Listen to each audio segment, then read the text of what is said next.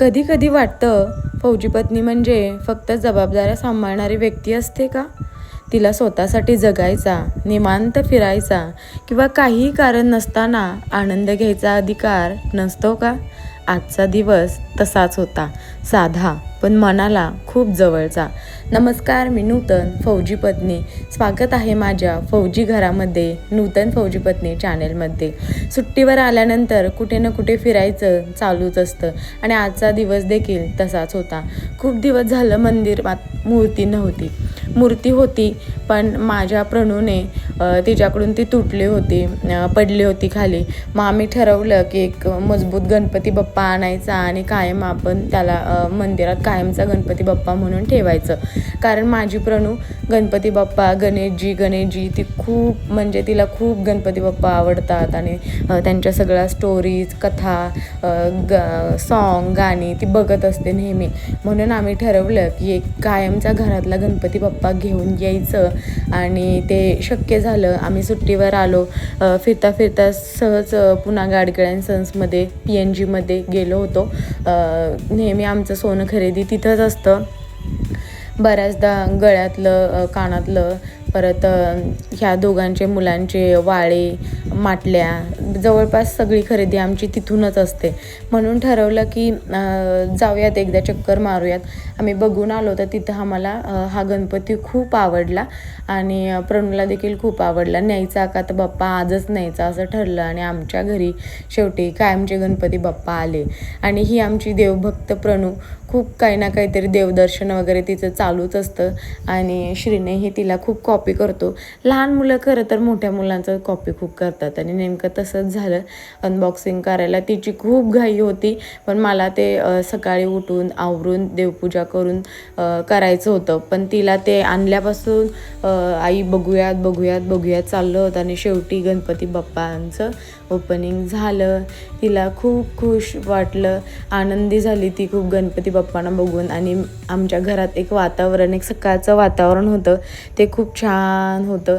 छान गणपती बाप्पांची पूजा केली, फोटो काढले, व्हिडिओज काढले, मस्त वाटलं, एकदम छान वाटलं.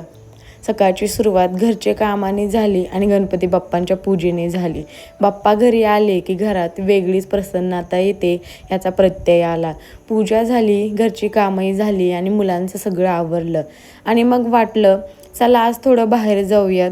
काही विशेष काम नव्हतं, कुठे मोठी खरेदी करायची नव्हती, पण तरीही निघालो. कारण फौजीच्या आयुष्यात कधी कधी कारण नसतानाही बाहेर पडणं गरजेचं असतं.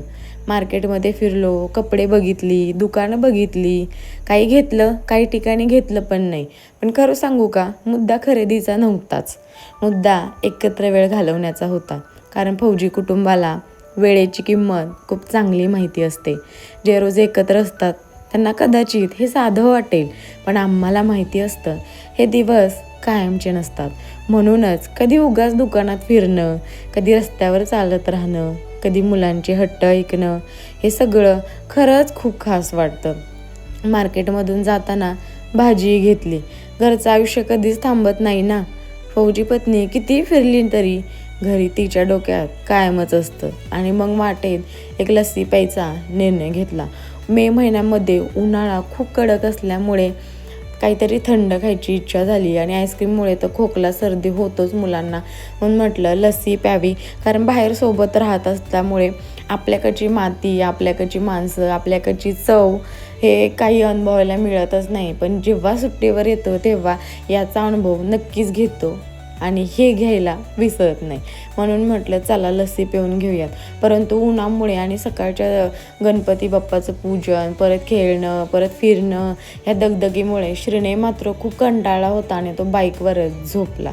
तरी आम्ही म्हटलं चला जाऊयात, आता आलोय ना बाहेर, लस्सी पिऊन जाऊयात.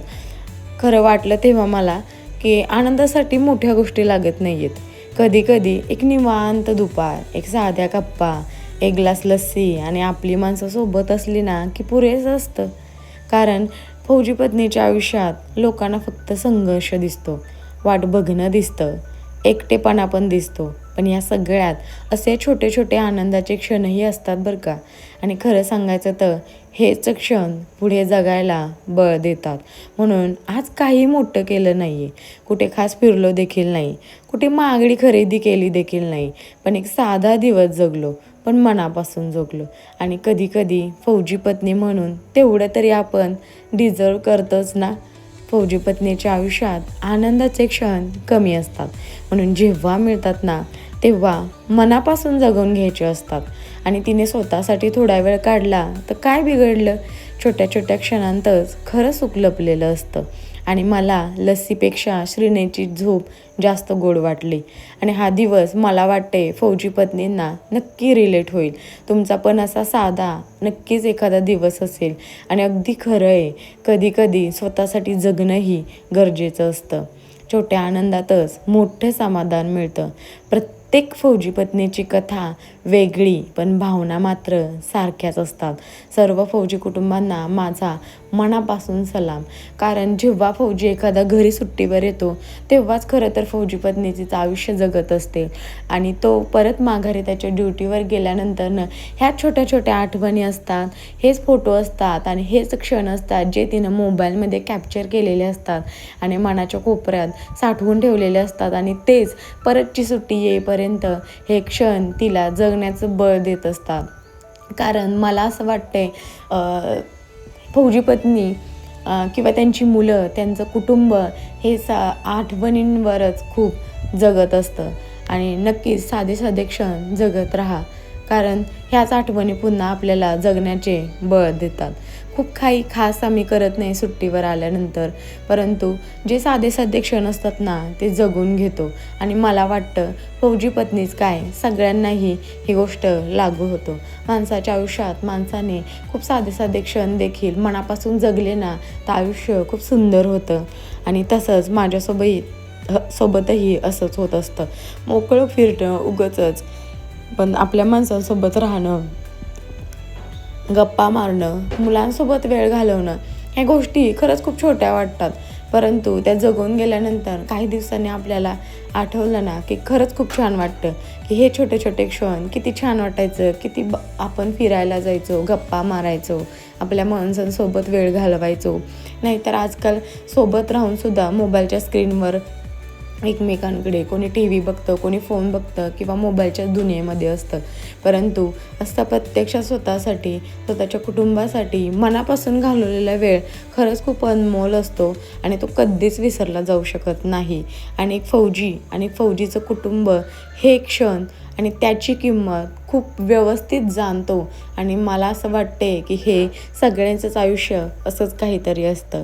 चला पुन्हा भेटूयात पुढच्या आशेसोबत, एका नव्या भावनेसोबत, एका नव्या उमेदीसोबत.